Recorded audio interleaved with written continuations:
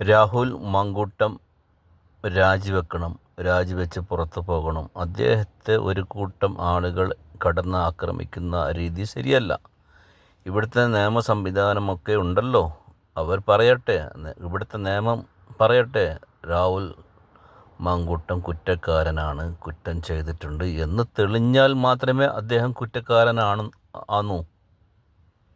അതല്ലാതെ ജനങ്ങൾക്ക് വിധി എഴുതാനുള്ള അവകാശമില്ല.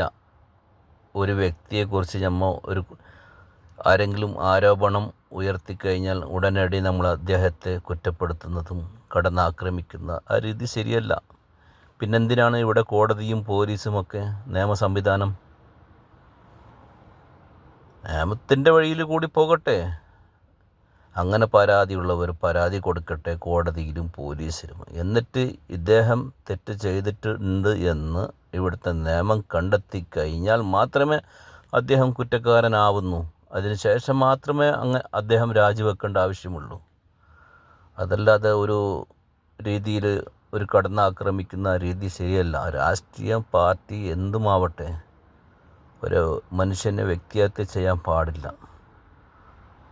നമ്മൾ അറിയുന്നത് സോഷ്യൽ മീഡിയകളിലും ചില മാധ്യമങ്ങൾ, പത്രമാധ്യമങ്ങൾ, ചാനലുകൾ, ഇതെല്ലാം അവരുടെ റീച്ചിന് വേണ്ടിയിട്ടും പ്രവർത്തിക്കുന്നതാണ്.